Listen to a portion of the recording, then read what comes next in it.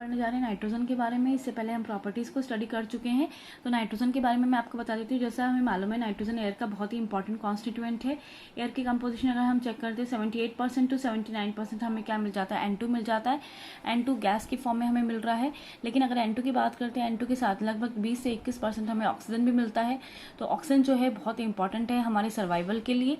और साथ के साथ ऑक्सीजन जो है गैस वो कंबशन भी कॉज कराता है, कंबशन को सपोर्ट भी करता है। नाइट्रोजन की बात करते हैं तो नाइट्रोजन ना ही कंबशन कॉज करेगा, ना ही कंबशन को सपोर्ट करता है। और दूसरी बात अगर हम देखें तो ऑक्सीजन है, नाइट्रोजन है, they are soluble in the water. Water में डिसॉल्व होते हैं लेकिन कम। तो ऐसे ही नाइट्रोजन भी जो है वाटर में सॉल्युबल है लेकिन कम। ठीक है। नाइट्रोजन की और भी बहुत सी प्रॉपर्टीज़ है। नाइट्रोजन ना ही पॉइजनस होता है। जैसे हमें आपको मालूम है कि अगर कभी कार एक्सीडेंट होता है तो आजकल गाड़ियों के अंदर जो है एयर बैग्स लगाए जाते हैं। तो जब एयर बैग्स किस लिए लगाते हैं, ताकि अगर हमें चोट लग रही है तो एयर बैग्स क्या करेंगे, हमारे हेड को प्रोटेक्ट करने में हेल्प करते हैं।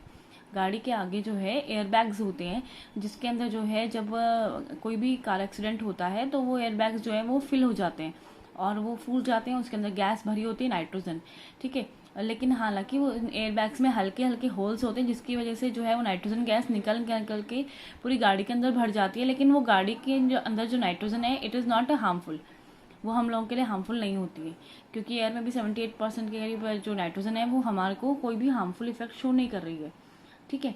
अब हम बात करें जिस नाइट्रोजन की, तो नाइट्रोजन जो है वैसे रिएक्शन प्रोसीड कर सकता है। जैसे अगर मैं इसका रिएक्शन कराना चाहूँ किसी मेटल के साथ, अगर हम इसका रिएक्शन कराना चाह रहे हैं नाइट्रोजन का मेटल्स के साथ, आप कोई भी अपनी मर्जी से मेटल ले सकते हो। सपोज अगर मैंने कैल्शियम लिया, कैल्शियम का मैं रिएक्शन कराना चाह रही हूँ नाइट्रोजन के साथ। ठीक है। क्योंकि एयर में हमने इसके साथ, एयर के अंदर नाइट्रोजन भी है, ऑक्सीजन भी है, हम रिएक्शन कराएंगे, थोड़ा सा हीटिंग शो कर रहे हैं, तो क्या होगा, कैल्शियम नाइट्रोजन के साथ जुड़ जाएगा और क्या बना लेगा। कैल्शियम पे कितना साइन होता है, +2, नाइट्रोजन पे कितना होता है, -3। तो दोनों मिलकर के क्या बनाएंगे, CaN। सी पे क्या आ गया, -3 था तो क्रॉस मल्टीप्लाई किया तो Ca3, और इससे आ गया यहाँ पर Ca3N2। ठीक है। और भी आप देख सकते हो, कोई भी सपोज करो, मान लेते हैं मैंने आपको यहाँ पर ले लिया सोडियम, नाइट्रोजन से रिएक्शन कराना चाह रहे हैं।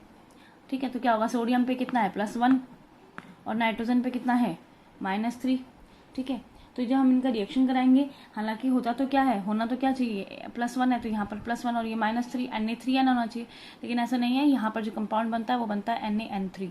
जिसको देखो, अगर हमारे पास बनता है N3-, यहाँ पर अगर मैं Na को हटाती हूँ तो जो मेरे पास यूनिट बनती है वो बनती है N3-। ठीक है। और यहाँ पर क्या बन रखा है, N के ऊपर क्या आ रखा है, -3। इसको उधर लेके गए तो N पे क्या आ रहा है, -3। तो N-3 जो है, इसको तो कहते हैं नाइट्राइड आयन, नाइट्राइड आयन। और N3- को कहा जाता है अजाइड आयन। मेटल्स की रिएक्टिविटी के हिसाब से जो है ये प्रोडक्ट्स तैयार होते हैं। ठीक है। जैसे अगर मान लो मैंने लिथियम का लिया, लिथियम सोडियम एक ही ग्रुप के मेंबर है, लेकिन लिथियम तो क्या कर रहा है, सोडियम तो NaN3 बना रहा है, लिथियम देखो क्या बनाएगा, Li3N। क्यों, Li के ऊपर +1 है, N पे -3 है, तो बन गया Li3N, नाइट्राइड आयन बना रहा है। तो इस तरह से जो है मेटल्स जो है वो नाइट्राइड्स की फॉर्मेशन कर सकते हैं। डिपेंड करता है कि क्या जो है मेटल है। जैसे सपोज एल्यूमिनियम का लेते हो, एल्यूमिनियम का नाइट्रोजन से कराते हो, तो एल्यूमिनियम पे कितना है, +3, नाइट्रोजन पे कितना, -3, तो कैंसिल आउट हो गया, क्या बच गया, Al। ये भी नाइट्राइड की फॉर्मेशन कर रहे हैं। ठीक है ना। तो ये हमारे पास जो है हमने कुछ एग्जांपल्स लिए हैं जिसमें मेटल्स के साथ रिएक्शन कराई गई है। ऐसे हम इसका रिएक्शन करा सकते हैं नॉन मेटल्स के साथ, नॉन मेटल के साथ रिएक्शन कर सकते हैं। जैसे एग्जांपल लेते हैं, नाइट्रोजन का रिएक्शन कराने लेते हैं हम ऑक्सीजन के साथ, हाइड्रोजन के साथ। ठीक है। हाइड्रोजन के साथ कराते हो, वैसे तो कंडीशंस है सबकी, अपनी अपनी कंडीशंस लगती हैं। नाइट्रोजन हाइड्रोजन से कराते हो तो आपको टेम्परेचर भी लगाना पड़ेगा, प्रेशर भी लगाना पड़ेगा, साथ में टेम्परेचर, प्रेशर और कैटलिस्ट भी यूज़ करना पड़ेगा। लेकिन अभी मैं नॉर्मल तरीके से बताती हूँ। अगर N2 का H2 से कराते हो तो बनता है NH3, बैलेंस भी कर सकते हैं। नाइट्रोजन को ऑक्सीजन से कराते हो तो बनता है NO, नाइट्रिक ऑक्साइड। हालांकि आप रेशियो आप चेंज करो तो नाइट्रोजन के बहुत सारे ऑक्साइड बन करके आएंगे, मैंने आपको बताया भी था। इसमें N2O, N2O3, N2O4, N2O5 कई तरह के बन जाते हैं ऑक्साइड्स। डिपेंड करता है कि कितना आप रेशियो यूज़ कर रहे हो। तो मेटल के साथ आप रिएक्शन करा सकते हो, नॉन मेटल के साथ रिएक्शन करा सकते हो। ठीक है। अब ऐसे ही हमारे पास, ये तो मैंने आपको सिंपल बताया कि जो नाइट्रोजन है रिएक्टिव होता है, बहुत ज़्यादा रिएक्टिविटी शो नहीं होती है। रीज़न, आप इसका स्ट्रक्चर आपने पढ़ा भी था, नाइट्रोजन का स्ट्रक्चर आप पढ़ते हो, एन और एन के बीच में कैसी बॉन्ड आ रखे, ट्रिपल बॉन्ड आ रखे। ट्रिपल बॉन्ड होगी, बॉन्ड कैसा है, स्ट्रॉन्ग है, डिसोसिएट करना काफ़ी मुश्किल है, बॉन्ड डिसोसिएशन एंथैल्पी इसकी काफ़ी हाई होती है, जिसकी वजह से इसकी रिएक्टिविटी ज़्यादा नहीं है, रिएक्शन शो होगी बहुत ही कम। ठीक है, तो हमने मेटल के साथ रिएक्शन दिखाया, नॉन मेटल के साथ रिएक्शन दिखाया। ऐसे हम कुछ कंपाउंड्स के साथ भी रिएक्शन दिखा सकते हैं, जैसे हम कुछ कंपाउंड्स के साथ रिएक्शन दिखाना चाहें।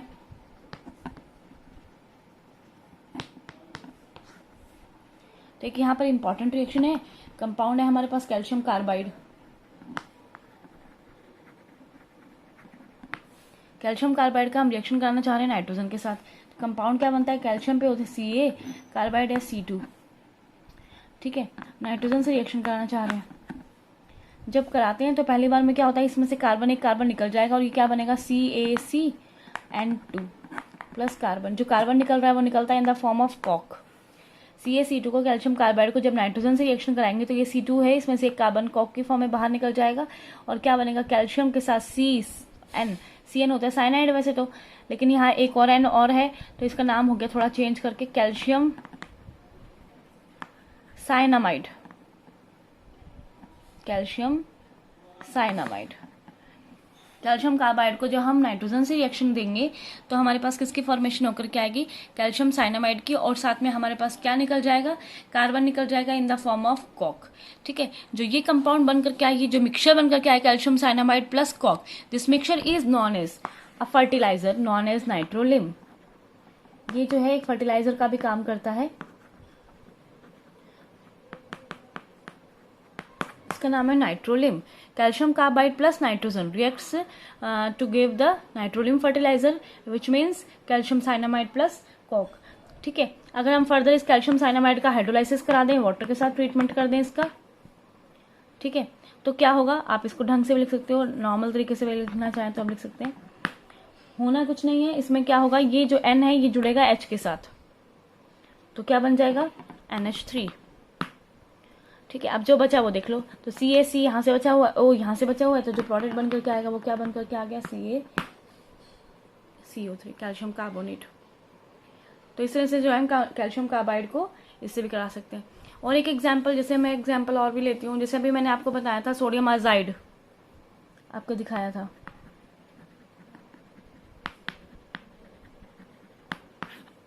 NaN3 मैंने आपको बताया।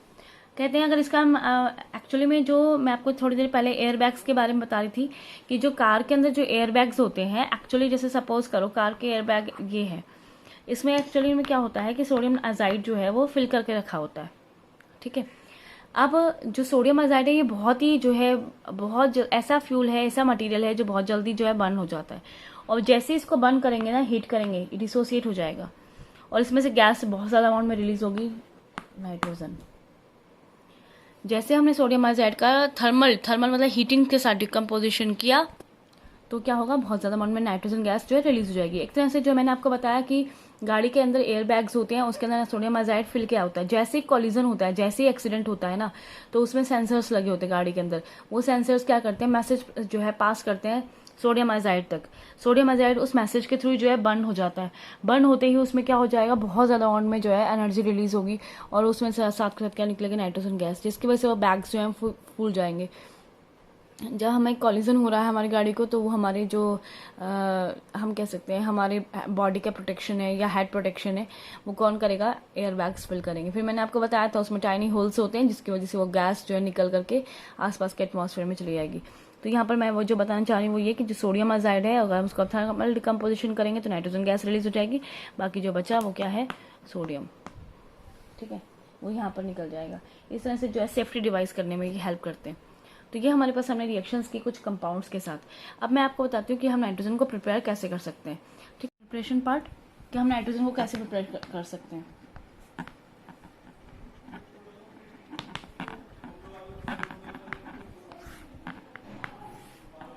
अगर हम नाइट्रोजन को प्रिपेयर करना चाह रहे हैं तो हमें सबसे पहले क्या यूज़ करने पड़ेंगे, कुछ कंपाउंड्स यूज़ करने पड़ेंगे। ठीक है, और हेल्प लेनी पड़ेगी अमोनियम क्लोराइड की। जैसे मैं कंपाउंड यूज़ करती हूँ, Na मतलब सोडियम, NO2 नाइट्राइट। इसका रिएक्शन हमने कराना है अमोनियम क्लोराइड के साथ। आपको ऐसे कोई नहीं पूछता कि आप इसका जो है प्रिपरेशन लिख कर दिखाओ, आपको तो सिंपल रिएक्शन देगा कंप्लीट करने के लिए। NH4 plus means ammonium, Cl minus chloride. ठीक है, अब आपको कोई भी रिएक्शन, जैसे मैं आपको एक रिएक्शन करा रही हूँ, दूसरा आप खुद करके देखेंगे ऐसे ही। जैसे मान लो आपके पास ये रिएक्शन है, तो इसमें क्या करना होगा, सीधा प्लस माइनस चार्जेस को सबसे पहले एंगेज करो। तो आपको मालूम है Na पे कितना होता है +1, NO2 पे कितना होता है -1, NH4 पे कितना है +1, Cl पे कितना है -1। तो प्लस और माइनस को आप ऐड कर लो, प्लस कंबाइंस विद माइनस, तो NaCl plus combines with minus means NH4 NO2। ठीक है, अमोनियम नाइट्राइट ये बन गया आपके पास। अब आप इसको हीट करो। जैसे आप हीट करोगे तो इसमें से वाटर जो है वो लॉस हो जाएगा। कितने वाटर लॉस होंगे, H4O2, मतलब कि यहाँ से 2H2O निकल गया है, H4 हो गया O2, बचा क्या, सिर्फ N2। तो N2 गैस हमारे पास बन गई है। समझ में आ गया होगा। सेम केस ऐसे कैसे एक और भी है, ऐसे ही आपको अमोनियम क्लोराइड लेना है।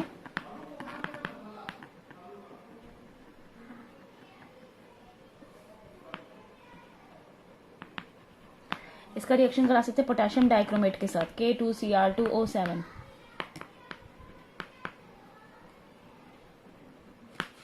पोटेशियम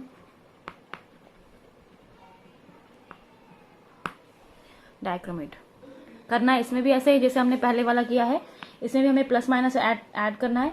तो NH4Cl में आपको मालूम है +1 है, Cl में -1 है। अब K पे कितना होता है, +1, तो Cr2O7 पे कितना होगा, ये देखो आपको नहीं भी मालूम हो तो ये आप K हटाओगे, 2 K हटाएंगे तो ये ऊपर चला गया, तो ये क्या हो गया, Cr2O7 पे -2। प्लस को माइनस से जोड़ो, K को जोड़ेंगे Cl के साथ, तो ये बन गया KCl। क्या बचा, NH4 के ऊपर +1 है, Cr2O7 पे -2 है, क्रॉस मल्टीप्लाई कर लो, ये बच गया NH4 ट्वाइस Cr2O7। करना ऐसे ही था जैसे मैंने आपको पहले बताया था। आपको कुछ नहीं करना है, सिंपल प्लस माइनस को अटैच करना है। आपको रिएक्शन कंप्लीट करने के लिए आती है ये, तो आप इसको सिंपल अटैच कर लो, फिर उसके बाद उसको हीट कर दो, जैसे पहले वाले में क्या था। हिट करते जितने वाटर निकाल सकते हो उतना निकाल दो। कितने वाटर निकलेंगे, H देखो कितने हैं, H4 अंदर है, 2 बाहर, मतलब 8 तो H हो गए, और O कितने हैं, 7। ठीक है, तो कितने H बाहर निकल गए, 4 H2O। देखो अब 8 हो गए ना, यहाँ पर 8 H हो गए, लेकिन ऑक्सीजन कितने निकले, 4, कितने बच गए, 3। साथ में नाइट्रोजन गैस तो निकलनी है ही।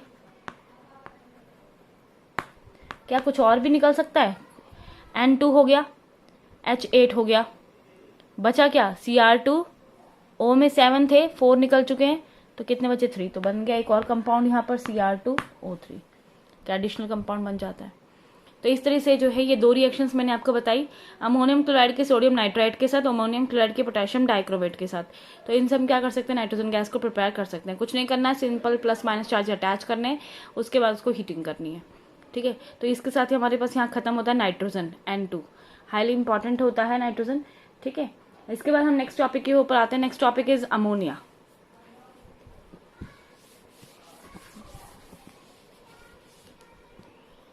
अमोनिया की बात करते हैं। अमोनिया भी गैस है। आपको मालूम है अमोनिया जो है एक लिक्विफाइबल गैस है, लिक्विड में कन्वर्ट हो सकती है। रीजन मैंने आपको बताया था। आप अगर अमोनिया के अंदर देखते हो तो NH3 हाइड्रोजन बॉन्ड की फॉर्मेशन पॉसिबल है।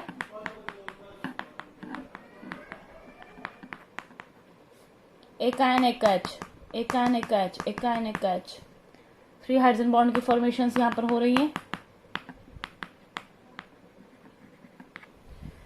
अब इतने ज़्यादा हाइड्रोजन बॉन्ड्स होने की वजह से अटैचमेंट ज़्यादा होगा तो ये आसानी से जो है किसमें कन्वर्ट हो सकती है, लिक्विड में कन्वर्ट हो सकती है। ठीक है, अब बात करते हैं अमोनिया की। तो अमोनिया के अंदर हमने बताया था अमोनिया का एक्सेप्शनली जो है बॉइलिंग पॉइंट हो चाहे मेल्टिंग पॉइंट हो वो ज़्यादा होता है due to the presence of the 3 hydrogen bonds. Due to the presence of the hydrogen bonds, NH3 molecules undergo association. That's why its size increases. And if the size is more, means the boiling point is more. ठीक है, तो now firstly prepare ammonia. मैंने आपको बताया ammonia के बारे में कि अमोनिया जो है और अमोनिया की एक और भी बात है। अमोनिया को मैंने आपको स्टार्टिंग में बताया था नाइट्रोजन के कंपाउंड्स नॉन एज द निकोजेंस, because nitrogen compounds causing the irritation. Similarly, ammonia gas has a particular smell, irritating smell known as ammoniacal smell, ठीक है, which causes tears in the eyes. अगर ammonia जो है कहीं भी छोड़ दी जाए, तो कॉर्नर में अगर मान लो अमोनिया का स्प्रे कर दिया जाए तो वो रूम में पूरे में फैल जाएगी और it causes a highly tearing in our eyes, ठीक है। दूसरी बात हमने बताया कि अमोनिया वाटर में डिजोल्व हो सकती है because it forms hydrogen bond with the water, hydrogen bond बना सकते हैं। It can be easily liquefiable gas है due to the presence of hydrogen bonding, ठीक है। दूसरी बात, अगर हम अमोनिया को प्रिपेयर करना चाहते हैं, प्रिपरेशन चाहते हैं अमोनिया की, थोड़ी देर पहले भी हमने इसके बारे में बताया था, तो आपको क्या करना पड़ेगा, NH3 है तो आपको नाइट्रोजन को रिएक्ट कराना पड़ेगा हाइड्रोजन के साथ, ठीक है। लेकिन आपको यहाँ कंडीशंस लर्न करनी पड़ेगी। जो ये प्रिपरेशन है this can be done by Haber's process. Preparation of ammonia can be done by Haber's process. Haber's process क्या होता है, अमोनिया बनाने के लिए आपको यूज करना पड़ेगा, देखते हैं इसको बैलेंस करके देखते हैं। N2 तो 3H2। Firstly the reaction is reversible in nature. if reaction is reversible, then after some time it creates the equilibrium, ठीक है। and some conditions are there according to Dirichlet principle। N2 plus 3H2 2NH3, ठीक है। यहाँ energy release होती है, अगर energy release हो रही है तो डेल्टा एच की वैल्यू कैसी आ रखी है यहाँ पर नेगेटिव, तो ये प्रोसेस कैसा हो गया है एक्सोथर्मिक। अगर ये एक्सोथर्मिक है तो ये प्रोसेस कैसा हो जाएगा एंडोथर्मिक, ठीक है। यहाँ नंबर ऑफ मॉलिक्यूल्स कितने हैं 1 + 3 4, यहाँ नंबर ऑफ मॉलिक्यूल्स कितने हैं 2, ठीक है। तो अगर हम प्रोसेस को देखते हैं, अमोनिया की फॉर्मेशन देखना है तो there is a decrease in the volume, number of moles क्या हो रहे हैं यहाँ पर कम हो रहे हैं, 4 से 2 की तरफ जा रहे हैं, ठीक है। समझ में आया। जब हम अमोनिया बनाते हैं तो एनर्जी रिलीज होती है, डेल्टा एच के नेगेटिव आती है, प्रोसेस कैसा होता है एक्सोथर्मिक है, तो वापस वाला कौन सा होगा एंडोथर्मिक होगा। नंबर ऑफ मोल्स 4 से किस में कन्वर्ट हो रहे हैं 2 में कन्वर्ट हो रहे हैं, तो there is a decrease in the number of moles, तो वॉल्यूम क्या हो रहा है यहाँ पर डिक्रीज हो रहा है। तो कुछ कंडीशंस है जो यहाँ पर जो है इक्विलिब्रियम को प्रमोट करने में हेल्प करेंगी। तो आपके पास यहाँ पर आपको याद रखना है टेम्परेचर, प्रेशर, कैटलिस्ट, और कैटलिस्ट की एक्टिविटी को भी प्रमोट करने वाला है यहाँ पर कैटलिटिक प्रमोटर।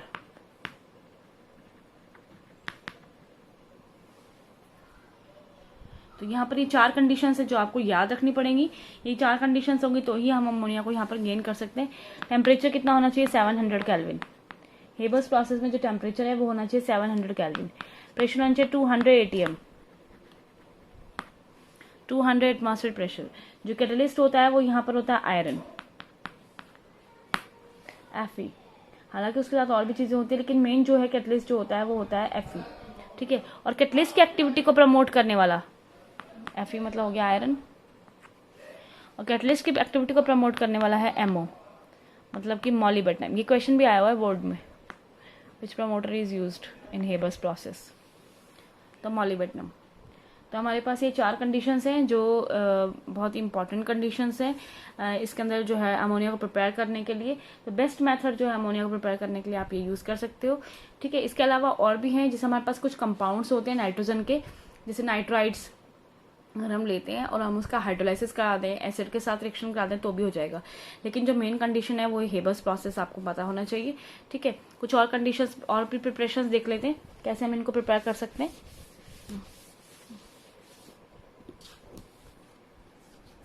जैसे हमारे पास कुछ कंपाउंड्स हैं,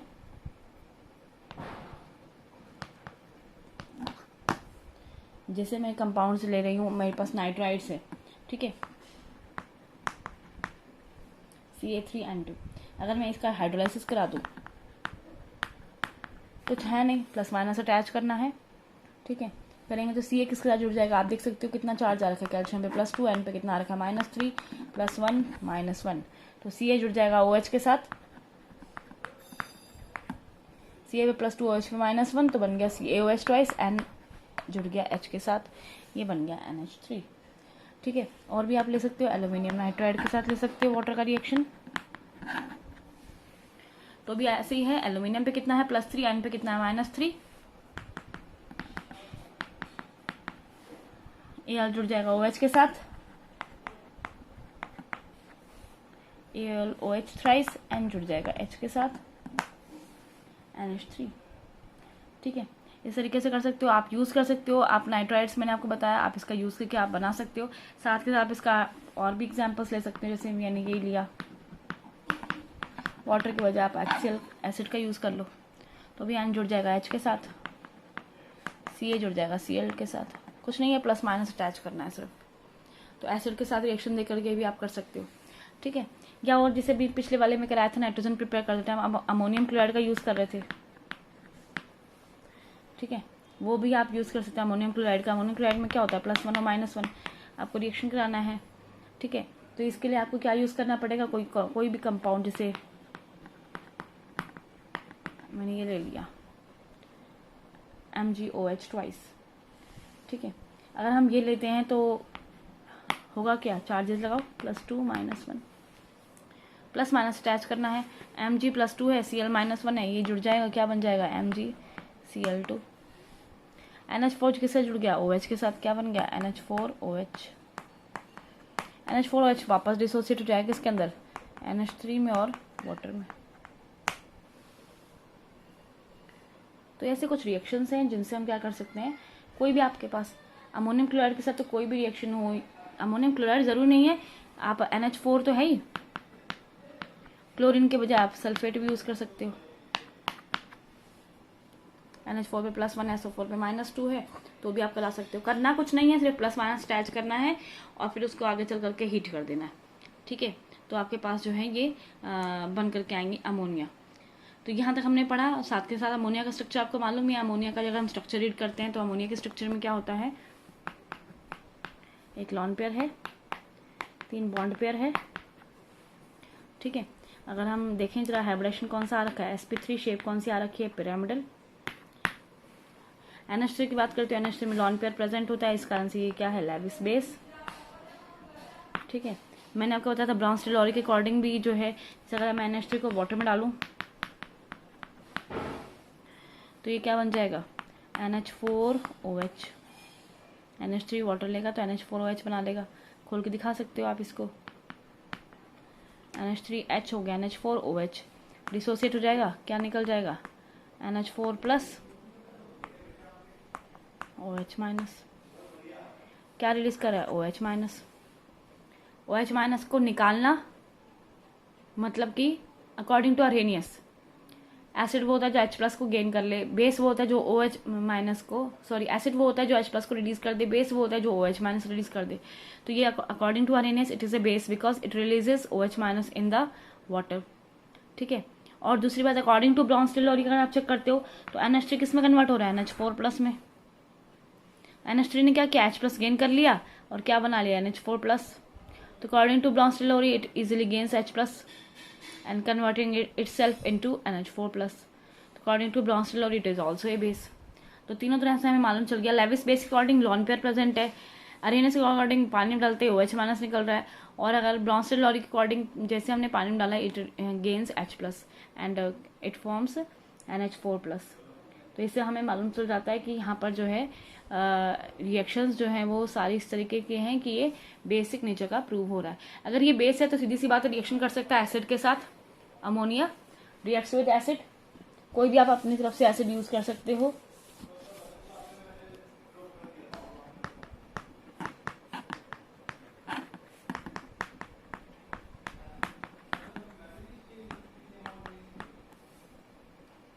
क्या बनेगा, NH3 और HCl से बनेगा तो बनेगा salt NH4Cl, acid base reaction कर रहे हैं NH4Cl, यहाँ से भी करते हो तो क्या बनेगा, अगर लेते हो तो NH4, क्योंकि इसमें हो क्या रहा है, NH4 पे कितना साइन होता है, +1, NH3 था इसने H+ यहाँ से गेन कर लिया, ये बन गया NH4+, क्या बना HSO4 माइनस। अगर दोनों H+ निकालते हो तो क्या बनेगा, SO4 -2, क्रॉस मल्टीप्लाई करते हो तो ये बनेगा NH4 ट्वाइस SO4। इसके लिए आपको क्या करना पड़ेगा, इसको ट्वाइस करना पड़ेगा, क्योंकि 2 NH3 है, 2 H लेंगे तो 2 NH4 ट्वाइस हो जाएगा SO4।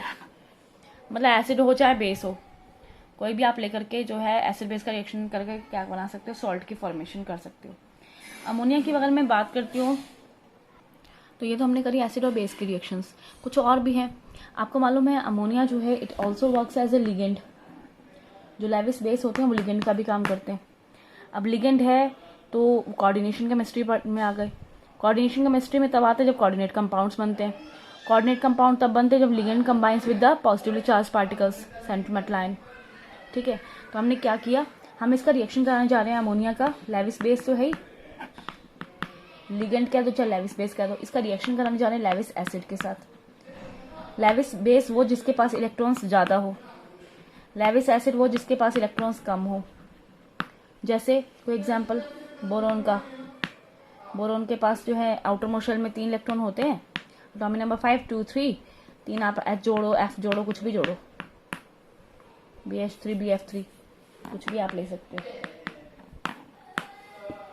तो इसके पास जो है ज़्यादा इलेक्ट्रॉन है, इसके पास कम है, तो ज़्यादा वाला कम वाले की तरफ क्या करेगा, शेयर कराएगा, किसकी फॉर्मेशन करेगा, कोऑर्डिनेट बॉन्ड की।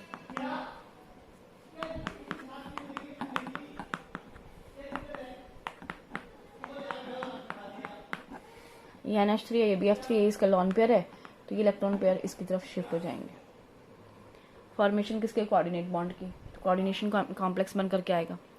ठीक है, when Lewis acid combines with Lewis base to form the coordination complexes.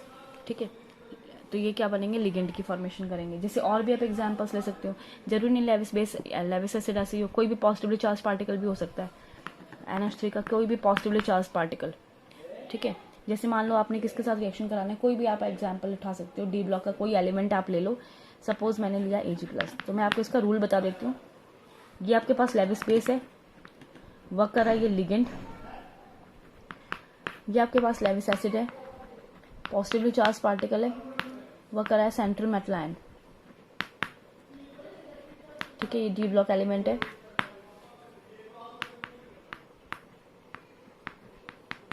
D block. तो मैं आपको इसका जो बनना कोऑर्डिनेशन कॉम्प्लेक्स है, लेकिन मैं आपको बता देती हूँ जितना पॉजिटिव चार्ज है उसका डबल आप अमोनिया यूज करो, +1 है तो आप इसको 2 यूज करो। ये क्या बनेगा, Ag NH3 कितने हो गए 2 प्लस बाहर।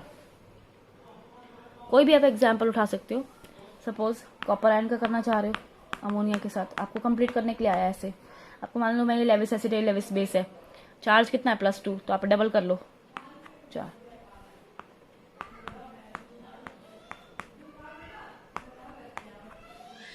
CuNH3 4, चार्ज +2 बाहर। कई बार ना सामने वाला थोड़ा उलझाने के लिए क्वेश्चन को इस हिसाब से दे देगा,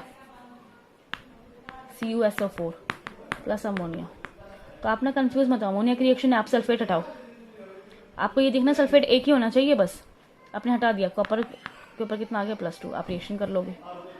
ठीक है, तो कोई भी आप रिएक्शन है आपको ये देखना पड़ेगा, जिसको आप हटा रहे हो it must be in quantity 1। ठीक है, और जितना चार्ज आप ले रहे हो ना उसका डबल आपने क्या यूज करना है, अमोनिया यूज करना है, जितना भी है। कोई मेटल है, सपोज कोई भी मेटल है डी ब्लॉक का, ठीक है, मान लो उसके ऊपर +3 साइन है, ठीक है, आप इसका रिएक्शन करा रहे हो किसके साथ, अमोनिया के साथ, तो आपको कितना यूज करने पड़ेंगे, ये 6 3 2 6, ये हो गया M NH3 6, बाहर क्या आ गया +3। ठीक है, तो ये सारे के सारे कंपाउंड्स बन करके आएंगे, और ये सारे के सारे कंपाउंड्स ये शो करते हैं कि ये जो है कोऑर्डिनेशन कॉम्प्लेक्सेस की फॉर्मेशन कर सकता है, और ammonia works as a ligand. तो जो भी मैंने आपको बताया लिगेंड अमोनिया की, मैंने प्रिपरेशन, फिजिकल प्रॉपर्टीज़ आपको समझाई हैं, और केमिकल प्रॉपर्टीज़ में मैंने अभी आपको सिर्फ इतना ही बताया है कि अमोनिया लिगेंड के जैसे और लेविस बेस के जैसे वर्क करता है। ठीक है, कि उसमें मैंने आपको बताया कि लेविस बेस और लेविस एसिड के बीच में किस तरह से रिएक्शंस हो सकती है, लेकिन कंडीशन जो थी वो ये थी कि जैसे मैं आपको बताती हूँ, एक एग्जांपल देती हूँ, क्वेश्चन कैसे पुटअप हो सकता है।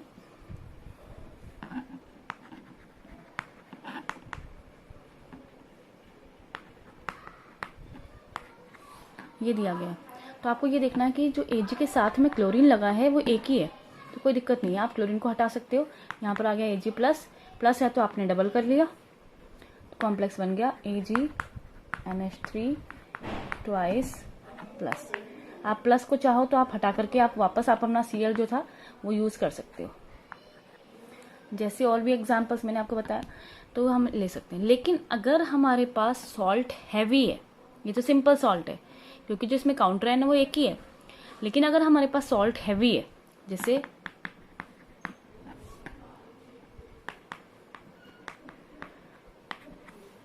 अब ये रिएक्शन में आप क्या देख रहे हो कि क्लोरीन कितने हैं 3, तो ये हैवी सॉल्ट है। हैवी सॉल्ट में आपको ऐसे नहीं करना है कि आपको यहाँ पर डबल करना है, कुछ नहीं करना है, वहाँ पर आपको प्लस माइनस अटैच करना है।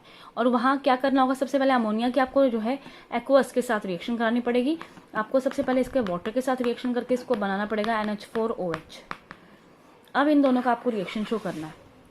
इसमें NH4 के ऊपर +1 है, OH पे -1 है। आप क्रॉस मल्टीप्लाई करोगे तो Fe पे +3, Cl पे -1। आप प्लस माइनस जोड़ दो, NH4 जुड़ जाएगा Cl के साथ, Fa जुड़ जाएगा OH के साथ।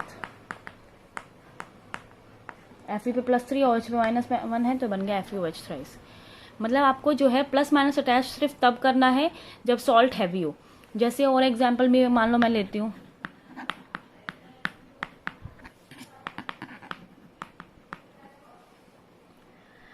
अमोनिया का रिएक्शन दिखा रहे हो Al2SO4 थ्राइस के साथ, तो आप SO4 कितने आपके पास 3 है, तो सीधी सी बात है पहले अमोनिया को वाटर में से रिएक्शन करके किस में कन्वर्ट करना पड़ेगा, NH4OH में। अब प्लस माइनस अटैच करने पड़ेंगे।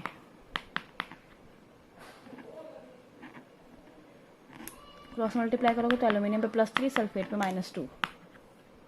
NH4 जुड़ जाएगा SO4 के साथ, NH4 पे +1, SO4 पे -2। Al जुड़ जाएगा OH के साथ, Al पे +3, OH पे -1। ठीक है, लेकिन अगर मैं यही रिएक्शन थोड़ा चेंज कर देती,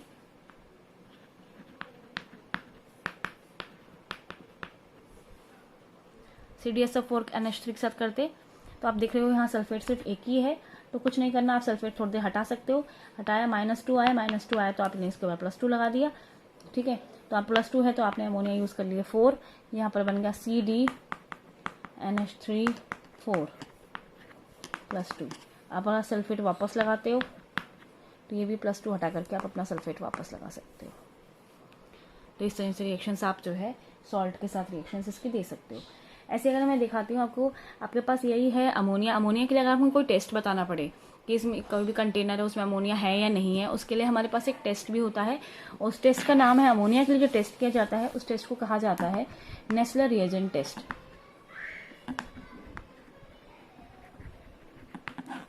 नेस्लर्स रिएजेंट टेस्ट क्या होता है, ये एक बेसिक सॉल्यूशन है, अल्कलाइन सॉल्यूशन है।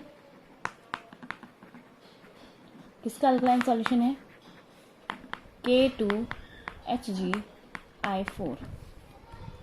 K2HgI4 का आपको याद रखना पड़ेगा। K2HgI4 का जो है अल्कलाइन सॉल्यूशन है, मतलब कि K2HgI4 अल्कलाइन है, तो मतलब आपने बेस डाल दिया, K था तो मैंने K लगा लिया। रिएक्शन देनी है अमोनिया के साथ, तो ब्राउन कलर का जो है पिपटी बन करके आएंगे, ब्राउन कलर के, और जो कंपाउंड बन करके आएगा ब्राउन कलर के पिपटी आएंगे। अगर ब्राउन पिपटी आती है तो इसका नाम अमोनिया है, अदरवाइज नहीं है। जब ब्राउन पिपटी आएंगे उस कंपाउंड को कहा जाता है iodide of Millon's base.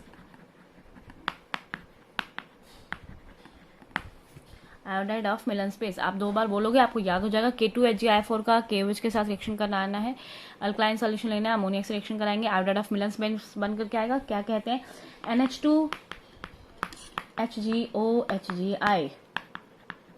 This is the formula of iodide of Milan's base, NH2HgOHgI। K2HgI4 का अल्कलाइन सोल्यूशन लेना है, उसको रिएक्शन करानी है, तो आपके पास बनकर क्या आएगा, NH2HgOHgI, iodide of Millon's base, brown colour पिपटी। अगर ये होता है तो इसका मतलब अमोनिया कन्फर्म्ड है, अदरवाइज अमोनिया जो है वो एब्सेंट है। ठीक है, तो इसके साथ यहाँ पर हमारा अमोनिया खत्म होता है। तो अमोनिया की जितनी भी रिएक्शंस कराई गई हैं, अमोनिया के बारे में आप पढ़ो और यहाँ तक आप लर्न करो। ठीक है, अब जो यहाँ पर बचा है वो बचे हैं हमारे पास स्पेशली नाइट्रिक एसिड HNO3, क्योंकि जो फॉस्फोरस के बहुत सारे कंपाउंड्स हैं वो हमारे कोर्स से हटा दिए गए हैं। नाइट्रोजन के ऑक्साइड्स की प्रिपरेशन भी हमारे कोर्स से हटा दी गई है। सिर्फ जो हमारे पास जो मेन टॉपिक बचा है वो हमारे पास बचा है HNO3, कॉन्सेंट्रेट HNO3। इसके अलावा जो है फॉस्फोरस के ऑलमोस्ट सभी चीज़ें हटा दी गई हैं। फिर भी जो मेन होगा वो हम देख लेंगे, लेकिन यहाँ तक का आप अपना जो है पढ़ो, NCERT क्वेश्चंस करो, कोई डाउट है तो आप पूछो।